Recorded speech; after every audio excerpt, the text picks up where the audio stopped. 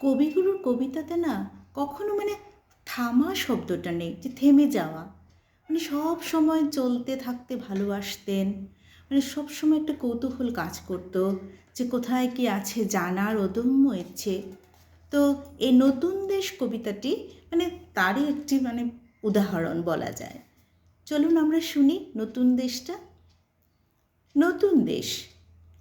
নদীর ঘাটের কাছে নৌকো বাঁধা আছে, নাইতে যখন যায় দেখি সে জলের ঢেউয়ে নাচে।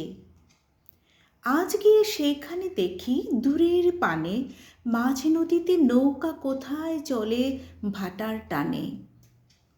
জানি না কোন দেশ, পৌঁছে যাবে শেষে, সেখানেতে কেমন মানুষ থাকে, কেমন বেশে।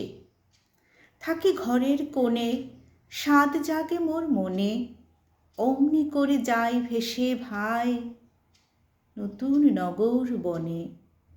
দূর সাগরের পারে জলের ধারে ধারে নারিকেলের বনগুলি সব দাঁড়িয়ে সারে সারে।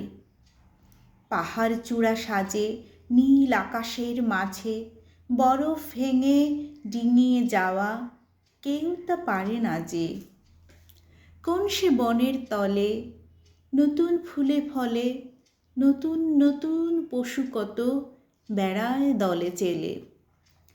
কত রাতের শেষে নৌকো যে যায় ভেসে, বাবা কেন আপিসে যায়, যায় না নতুন দেশে। কি সুন্দর।